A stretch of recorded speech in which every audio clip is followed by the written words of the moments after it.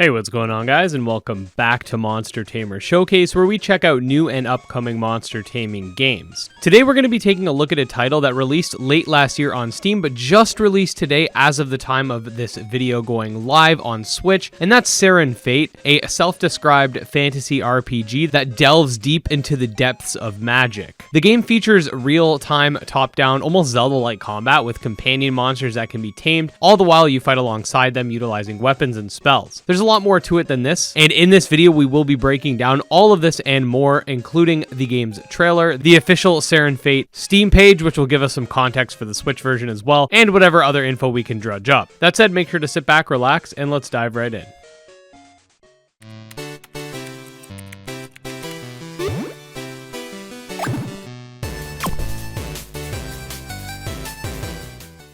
Okay, so to start things off with these types of showcase videos, I like to show you guys the most prominent gameplay trailer, uninterrupted, and then give my added thoughts and conjecture afterwards before heading into the listed game info and features and stuff like that. So let's play the clip.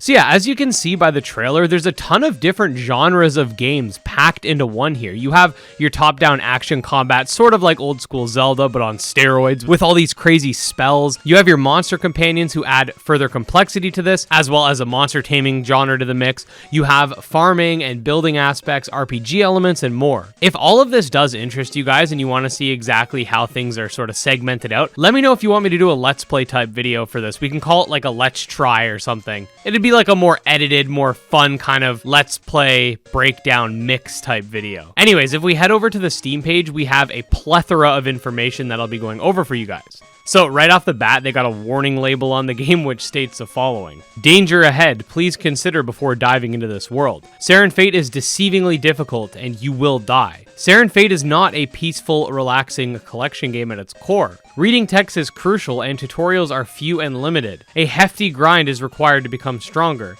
It is not developed by a team. I offer my best. So yeah, this is not a happy-go-lucky world. You're going to face challenges and get wrecked, according to the dev. Balancing difficulty with fairness is typically pretty hard, and that's why I like games like Dark Souls and Bloodborne and Sekiro, because anytime I died in those types of games, I never felt like the game killed me. I felt like it was my own mistakes that killed me. So again, if we do that video, we can definitely see how the difficulty is balanced, because if you're playing Pokemon, for example, and you walk to Route 1 and there's just a level 100 Rattata, that's not necessarily hard. It's just, ooh, there's this big thing that can do a lot of damage. Its number is big. So it'll be nice to see how they do it here. Moving on, the game describes itself as follows: a handcrafted fantasy RPG that delves deep into the churning depths of magic.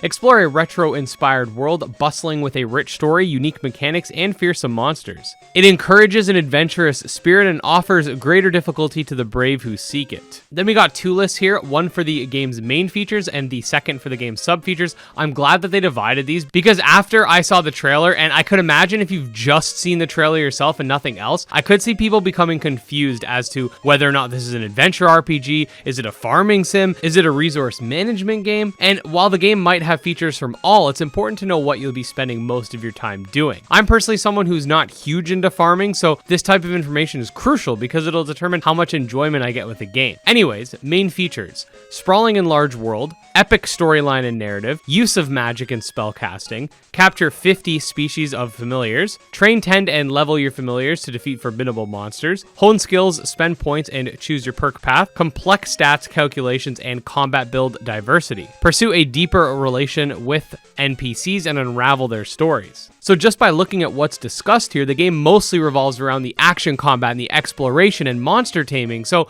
definitely an interesting game to take note of. It's not a farming sim.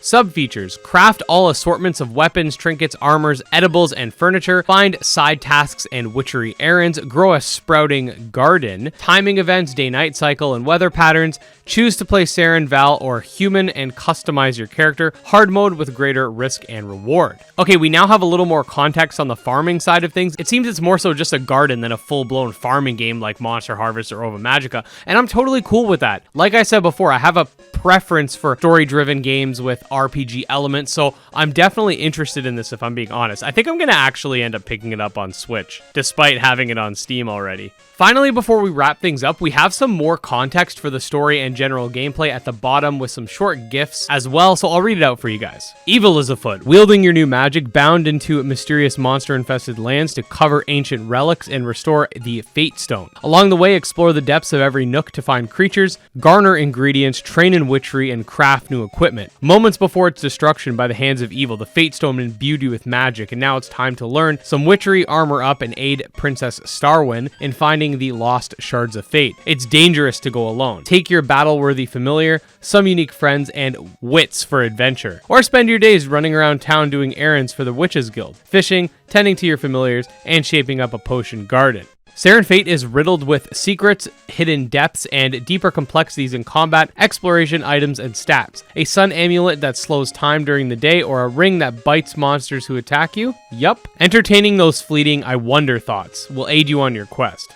So all in all, my interest in this game has actually gone up since I even started putting this video together. When I originally saw the trailer, I was under the impression that the game would be more like Re-Legend or Monster Harvest, where yeah, there's monster taming, but there's also a lot of base building and farming and stuff like that, but that's clearly not the case. And I don't mean to bash farming games, there's nothing wrong with farming sims, it's just personally not something that I spend a ton of time getting really invested in. I don't mind playing a farming game when there's a lot of battling involved and stuff like that. I think Ova Magica does a pretty good job of sort of having battles and dungeons and stuff like that, whilst also having the farming, at least from what I've played with the tech demo. But looking back, it's kind of funny because even I did a Monster Harvest review, and in it I focused a lot on the battling and monster taming elements rather than the farming elements, because that's just sort of what I specialize in, and that's kind of the gamer I am. Anyways, all of that aside, this game is looking pretty cool. I'm definitely excited to check it out, and definitely let me know in the comments if you would like to see a stream or that more edited let's try style video. If you are a fan of monster taming games or Serin Fate, definitely subscribe to the channel because I do have more plans for both this game and the genre, of course. You can also follow me on Twitter, check out my Discord, and my Patreon, all links below. Special thanks to my patrons, especially Jim Hamilton, StealCase, and Dark Persona. And with all that, we'll see you guys next time. Peace.